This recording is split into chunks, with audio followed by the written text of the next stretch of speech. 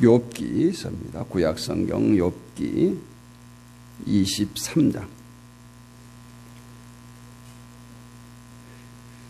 주보에는 10절로 되어 있는데 8절부터 보도록 하겠습니다. 8절로 17절 말씀까지. 욥기 23장 8절로 17절 말씀 우리 한 절씩 교독하겠습니다. 그런데 내가 앞으로 가도 그가 아니 계시고 뒤로 가도 보이지 아니하며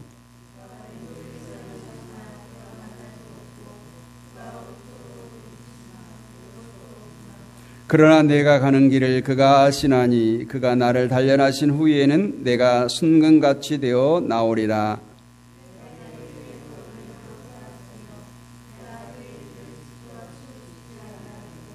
내가 그의 입술의 명령을 어기지 아니하고 정한 음식보다 그의 입의 말씀을 귀히 여겼도다.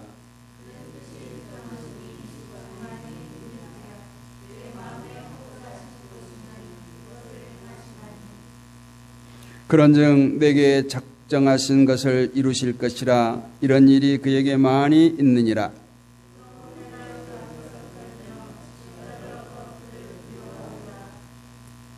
하나님이 나의 마음을 약하게 하시며 전능자가 나를 두렵게 하셨나니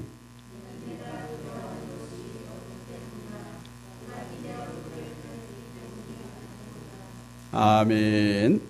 할렐루야. 오늘 말씀의 제목은 욥의 신앙을 본받아, 이러한 제목입니다. 여러분, 욥 하면 생각나는 게 어떤 생각이 드십니까? 욥, 고난의 사람, 갑절의 은혜를 입은 사람, 또 하나님이 인정한 신앙인, 이 정도 우리가 생각합니다. 근데 여러분, 행복하십니까? 행복하세요? 사람은 누구나 풍요를 누릴 때, 안정적일 때 행복을 느낍니다. 그런데 문제는 그것을 어떻게 해서 계속 유지하고 누릴 수 있는가 차이는 사람마다 다 다르죠. 하나님을 믿는 성도들에게도 분명히 이와 같은 축복과 또 고난을 함께 주신다는 것을 성경 말씀을 통해서 잘 알 수가 있습니다. 고난을 이기는 자에게는 갑절에 좋은 복을 주시는 것이 오늘 욥기서의 대략적인 내용이기도 합니다. 또 우리가 예수 그리스도께서 고난 당하심으로 영화롭게 또 영광스럽게 되셨고, 또 많은 신앙인들이 고난과 환난과 핍박을 잘 이겨내므로 하나님께는 영광이고 후대의 신앙인들에게 그들의 이름이 회자되고 있는 것을 볼 수가 있습니다. 오늘 욥 역시 온갖 고난을 이겨낸 하나님의 사람이 분명합니다. 근데 우리가 고난이나 환난이나 핍박을 받을 때, 또 마음에 큰 상처를 받았을 때 여전히 우리가 하나님께 감사하고 하나님께 찬양할 수 있는가, 우리 자신을 한번 생각해 보기를 원합니다. 우리가 쉽게 가정에서 부모님께 꾸중을 듣는다 했을 때 어떻게 됩니까? 엄마, 아빠 감사해요. 꾸짖어 주셔서 감사해요. 종아리 회초리 때려 주셔서 감사해요. 이렇게 합니까? 모르긴 해도 속으로 씩씩거릴 거예요. 학교에서 또 교회에서 선생님이나 목사님께 꾸중을 들으면 감사함을 느낍니까? 어렵겠죠. 왜냐하면 우리의 감정이 앞서기 때문에 그렇습니다. 우리가 욥 하면 떠오르는 것이 고난, 또 부자, 의로운 사람. 오늘 1장에 보니까 욥은 부자였습니다. 아들 7과 딸 3을 두었고 자녀의 축복, 물질의 축복도 많이 받았어요. 뿐만 아니라 하나님이 인정한 순전하고 정직하여 하나님을 경외하여 악에서 떠난 자다. 이렇게 욥기 1장 1절은 시작하고 있습니다. 또 1장 3절로 그 이하의 4절 보면 그의 아들들이 자기 생일에 각각 자기 집에서 잔치를 베풀고 그의 누이 3명도 청하여 함께 먹고 마시더라. 그들이 차례대로 잔치를 끝나면 욥이 그들을 불러다가 성결하게 하되 아침에 일어나서 그들의 명수대로 번제를 드렸으니 이는 욥이 말하기를 혹시 내 아들들이 죄를 범하여 마음으로 하나님을 욕되게 하였을까 함이라. 욥의 행위가 항상 이러하였더라. 보세요. 아들들이 생일 잔치를 한 거예요. 7 아들과 딸 3이 생일 잔치를 했는데 혹시라도 그 흥겨운 잔치 가운데 그들이 하나님을 노엽게 할 일이 있을까 하여 그들을 한 사람 한 사람 불러다가 번제의 제사를 드렸다. 대단하지 않아요? 너 어제 못했어. 이 정도가 아니라는 거예요. 확인하지도 않아요.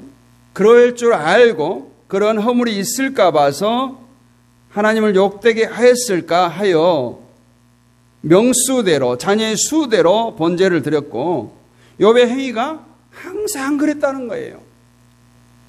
욥이 얼마나 대단했는가. 여호와 하나님의 칭찬이 자자합니다. 하나님 보시기에 얼마나 예뻤겠어요. 그때 사단이 그런 욥을 시험하기 위해서 하나님께 요청을 합니다. 하나님이 첫 번째는 그의 몸에 손대지 말라. 그리고 마음대로 하라.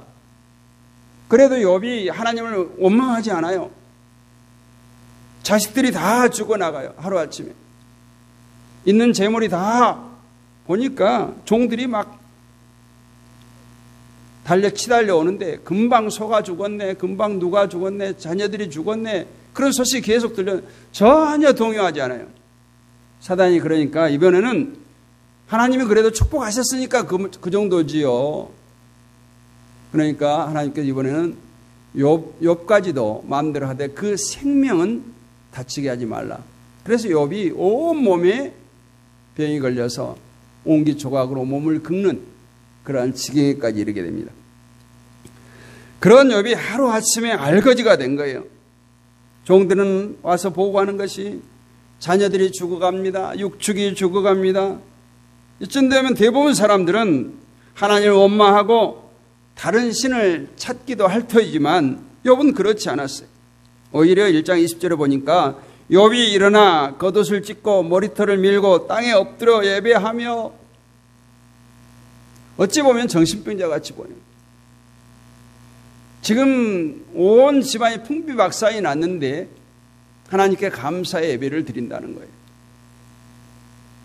겉옷을 찢고 머리털을 밀고 땅에 엎드려 경배한다는 겁니다. 자신이 몹쓸 병에 걸렸어요. 2장 12절을 보면 그 병이 얼마나 중차대한지 욥인 줄을 알아보기가 어려울 정도예요. 믿음이 없는 아내도 차라리 하나님을 저주하고 욕하고 죽어버리라고 원망을 합니다. 그런데 욥은 그러한 아내의 원망에도 오히려 감사를 드립니다. 2장 8절 10절에 보니까 욥이 제 가운데 앉아서 질그릇 조각을 가져다가 몸을 긁고 있더니 그의 아내가 그에게 이르되 당신이 그래도 자기의 온전함을 굳게 지키느냐 하나님을 욕하고 죽으라. 그가 이르되 그대의 말이 한 어리석은 여자의 말 같도다. 우리가 하나님께 복을 받았은즉 화도 받지 아니하겠느냐 하고 이 모든 일에 욥이 입술로 범죄하지 아니하니라. 우리는 잠깐 순간적으로 범죄할 수 있어요. 나중에 회개하면 되니까. 그런 욥은 그 아내의 그 저주스러운 말에도 전혀 흔들리지 않았어요. 뿐만 아니라 욥을 위로하기 위해서 달려온 세 친구가 욥의 이러한 모습을 보고 얼마 살지 못할 것이다. 그러면서 욥을 위로하러 왔는데 7일 동안 입이 열리지 않는 거예요. 위로할 말을 찾지 못했다는 거예요. 그러면 욥이 이와 같은 믿음을 지킬 수 있었던 비밀이 무엇일까요? 무엇이겠습니까? 그는 신실하신 하나님을 믿었어요. 약속의 말씀을 붙들었어요. 여러분, 훈련받기 싫은 군인은 군인 될 자격이 없습니다. 전쟁이 일어나면 전쟁할게요 하고 훈련 때 아무것도 안 하면 전쟁에 제일 먼저 죽어요. 그래서 훈련 때 땀방울, 전쟁 때 핏방울과 같다는 얘기가 있어요.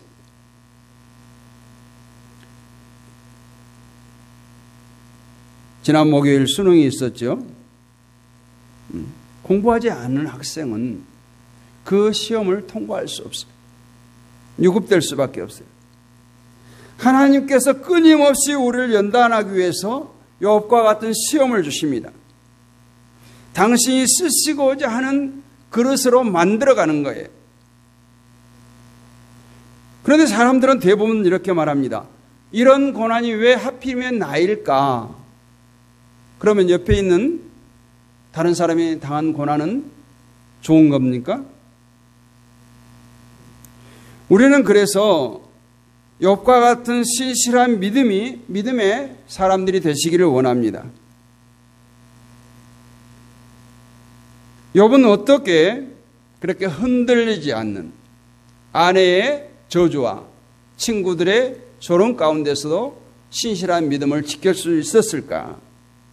첫 번째, 욥은 하나님을 바로 알고 섬기는 믿음을 가졌어요. 오늘 10절에 보면 나의 가는 길을 다 알고 계시는 그 하나님을 믿었던 거예요. 하나님께서 나보다 더 나를 잘 알고 계시다. 이것이 진리지요. 하나님은 우리를 지으시고 당신의 형상대로 우리를 지었기 때문에 나보다 더 나를 잘 압니다. 또 하나님은 우리의 머리털까지 세시고 나의 앉고 일어섬과 발걸음까지도 세고 계시는 하나님이세요. 나의 가는 길을 다 알고 계시는 그 하나님을 욥은 신뢰하지 않을 수가 없었던 거예요. 욥은 이런 하나님을 믿었습니다. 또한 욥은 하나님께서 정금같이 만드시기 위해서 고난을 주시는 이 훈련 과정임을 믿었어요. 성도의 교만, 고집, 혈기, 자존심, 이 모든 것들은 하나님께서 고난으로 다 깨뜨리십니다. 이것이 하나님께서 쓰시기 위한 방법이에요. 이 과정에서 우리는 미워할 자를 미워하지 않아서 하나님을 기쁘게 해야 되는 거예요. 내게 미워하는 마음이 있다면 그 마음을 비워야 돼요. 요셉의 경우를 보세요. 자신의 형들을 자신의 팔아버린 형들을 미워하지 않습니다. 누명을 씌웠던 보디발의 아내도 미워하지 않습니다. 이것들이 모두가 다 하나님께서 자신을 만들어가는 과정임을 알았던 거예요.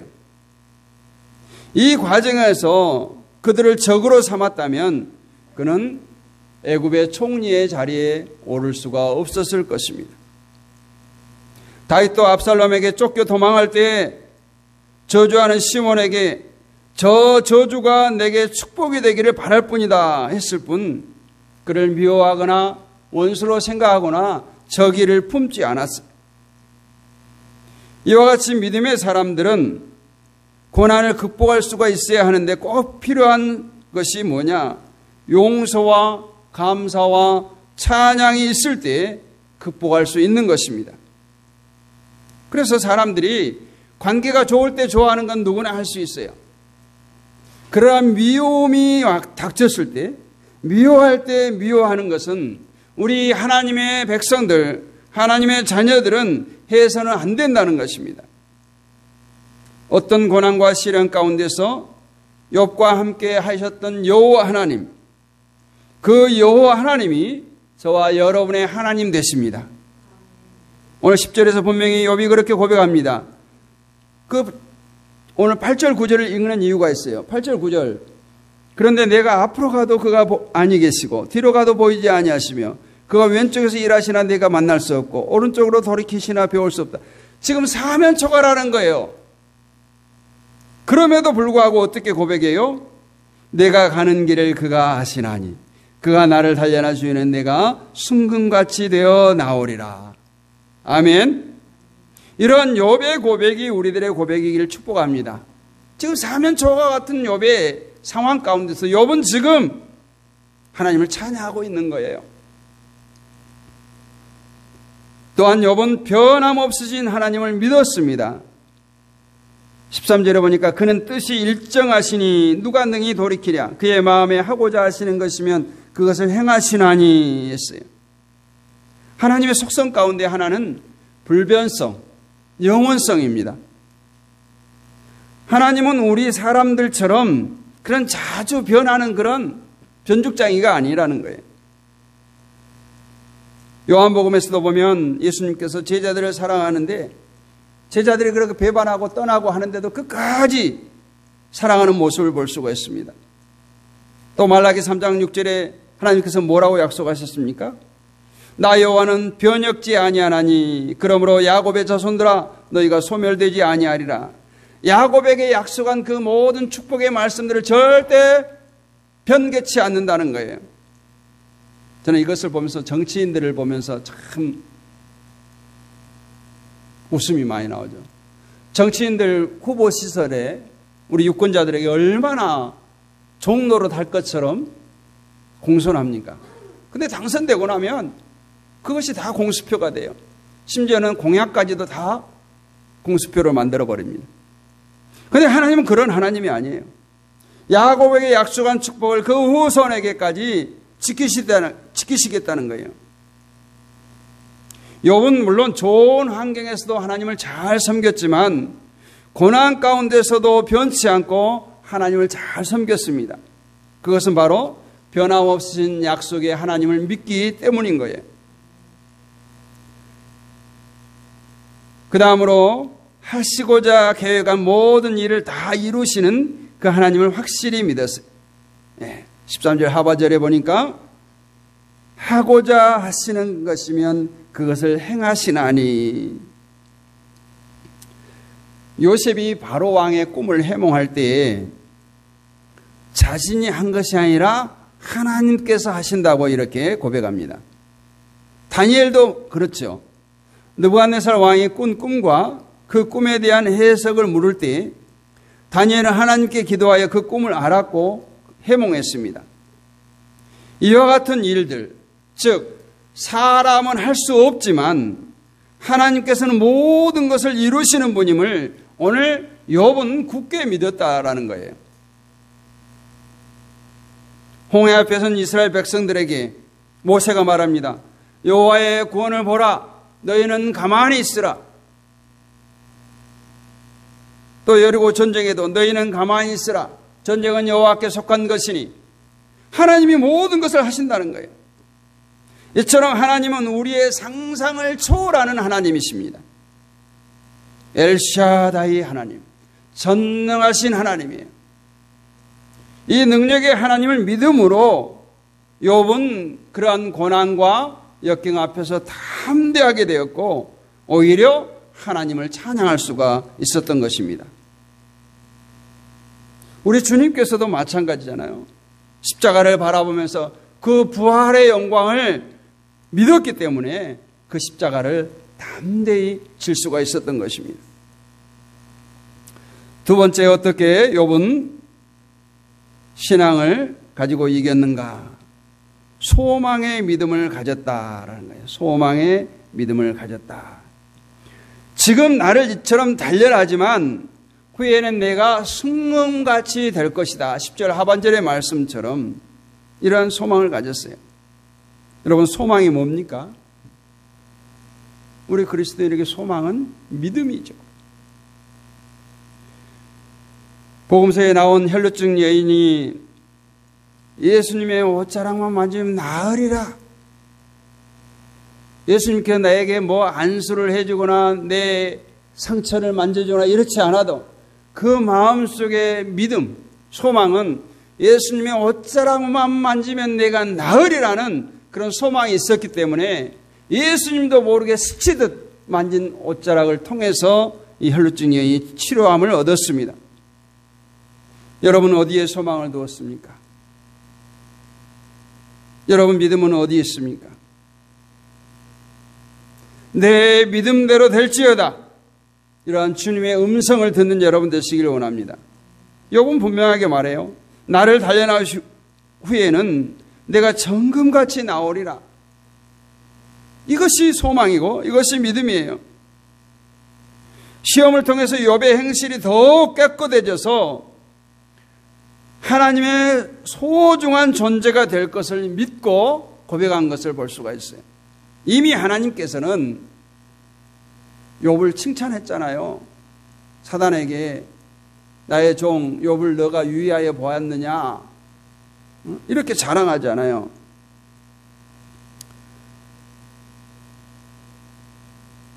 (22장 24절) 이하에 보면 친구 엘리바스라고 하는 사람이 욥이 시험을 이긴 후의 모습을 이렇게 얘기해요. 내 보화를 티끌로 여기고 오빌의 금을 계곡의 돌로 여기라. 그리하면 전능자가 내 보화가 되시며 내게 고귀한 은이 되시리니 이에 내가 전능자를 기뻐하여 하나님께로 얼굴을 들 것이라. 욥의 친구 엘리바스가 욥을 위로하는 말씀이죠. 과연 우리는 어디에 소망을 두고 살아갑니까? 우리의 믿음이 있고 없고가 중요한 것이 아니라 우리의 소망이 어디에 있느냐는 거예요. 우리의 믿음의 소망이 어디에 있느냐?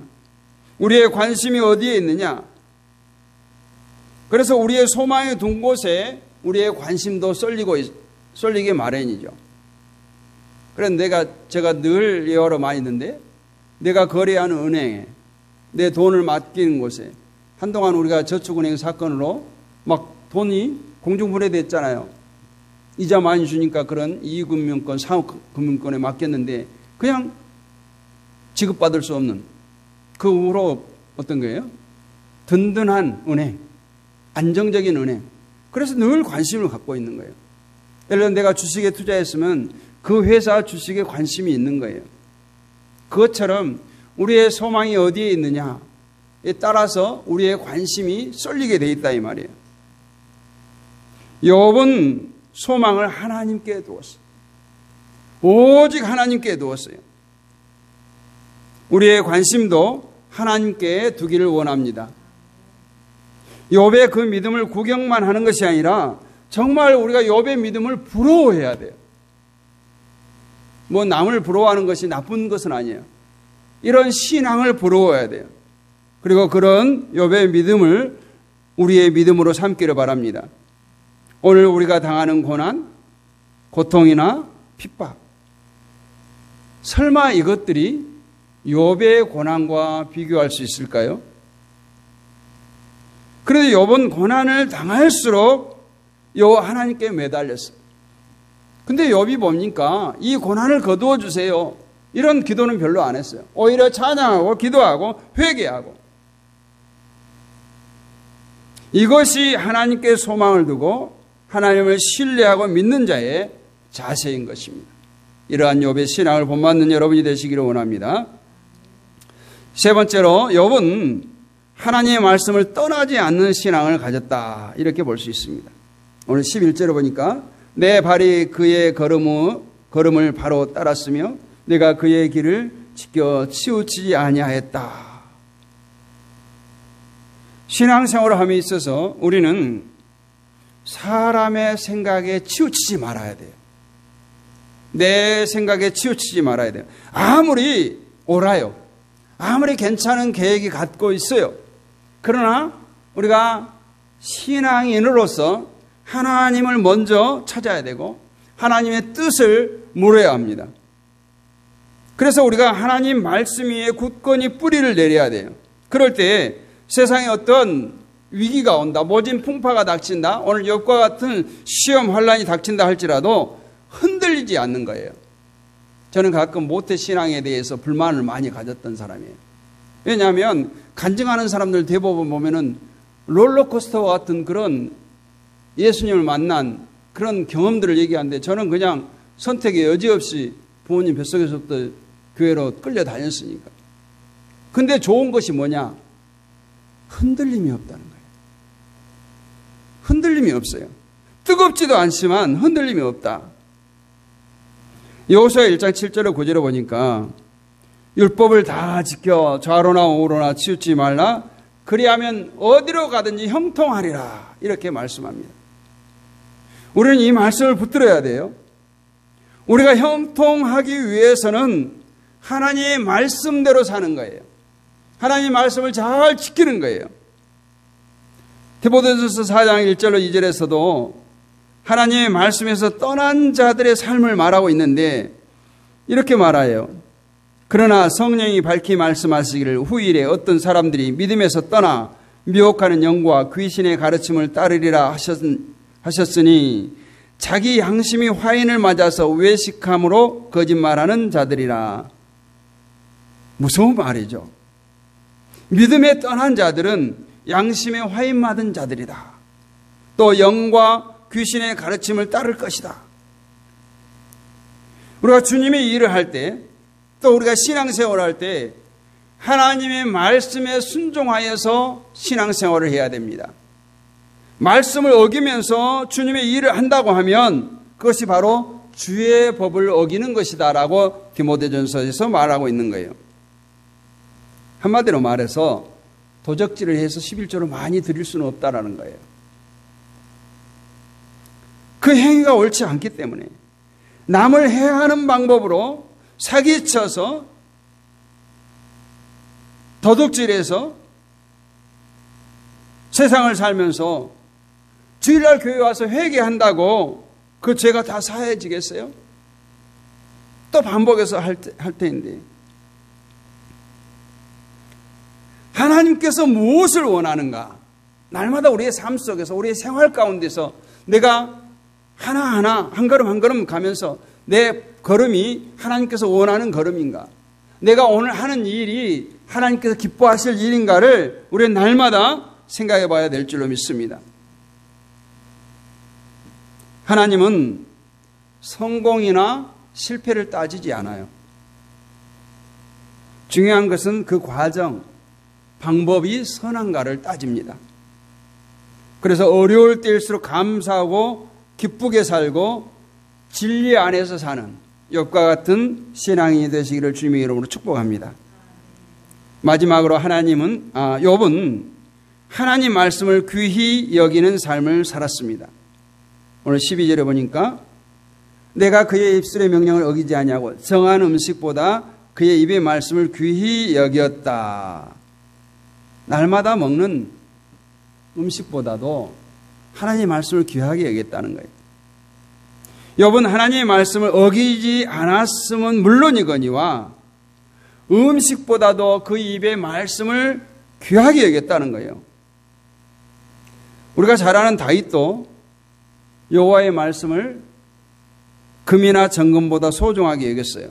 그래서 그것이 여호와의 말씀이 꿀과 송이꿀보다 더 달도다, 이렇게 고백했습니다. 얼마나 오묘한 말씀이에요.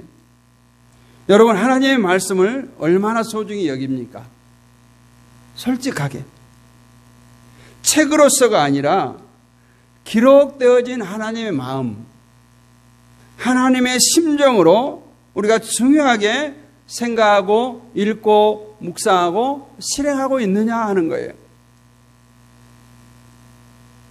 시편 119편 56절에 내 소유는 이것이니 곧 주의 법도를 지키는 것이니이다, 이렇게 말씀하죠.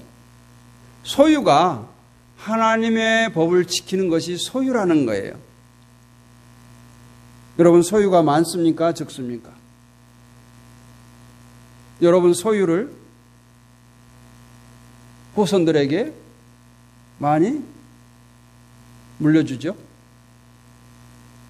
오늘 시편 다윗이 말한 내 소유는 이것이니 곧 주의 법도를 지킨 것이니이다.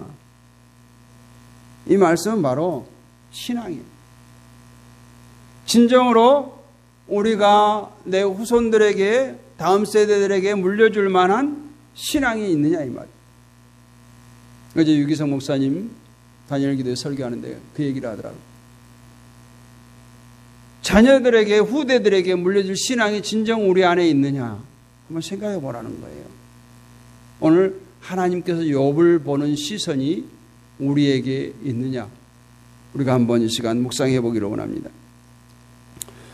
사랑하는 성도 여러분, 욥을 일컬어 왜 우리가 위대한 신앙인이라고 하고 오늘 욥의 신앙을 본받아 이러한 말씀의 은혜를 나누어야 합니까?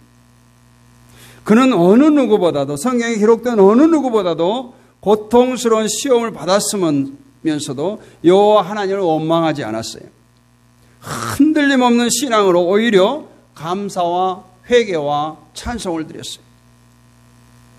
여러분 모두 오늘 욥의 신앙을 본받는 자들이 되기를 바랍니다. 그는 하나님께 칭찬받는 의로운 사람이었지만 42장 6절을 보니까 그러므로 내가 스스로 거두어드리고 티끌과 재 가운데서 회개하나이다 이렇게 기도합니다.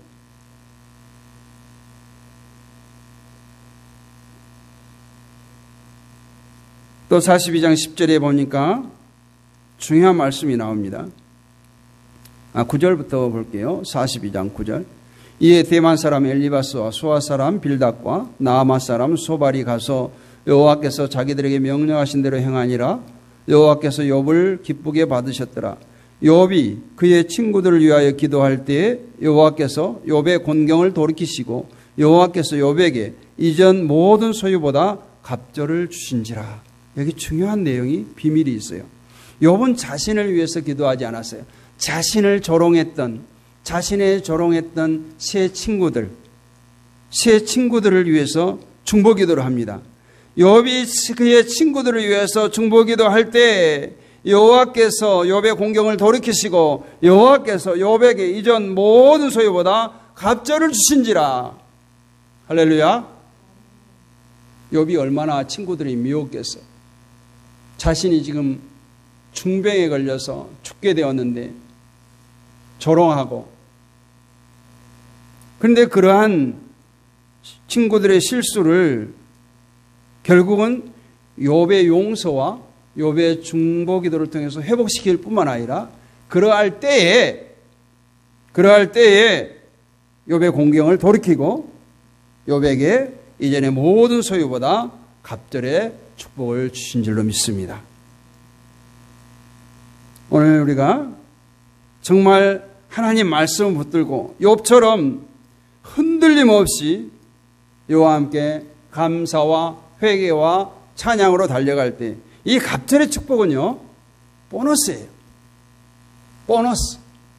욥이 한 번도 자녀들을, 재물을, 육축들을 위해서 복구시켜달라고 기도하지 않았어요. 그저 감사. 내가 빈손으로 왔사오니 빈손으로 돌아가는 마땅하다. 심지어는 오늘 회개하잖아요. 그런 욥의 신앙처럼 우리도 성숙한 신앙이 되기를 원합니다. 정말 하나님께서 사탄에게, 우리를 괴롭히려고 하는, 우리를 흔들려고 하는 사탄에게, 사탄아, 내가 내 동교회 성도 누구누구를 보았느냐? 유의하여 보았느냐? 이렇게 하나님께서 우리를 대변하고 우리를 자랑할 수 있는 성도가 되시기를 원합니다. 그래서 어떠한 난관에도 흔들리지 않은 욥과 같은 믿음의 소유자들이 되셔서 정말 하나님께 칭찬받는 성도들이 되시기를 주님의 이름으로 축복합니다.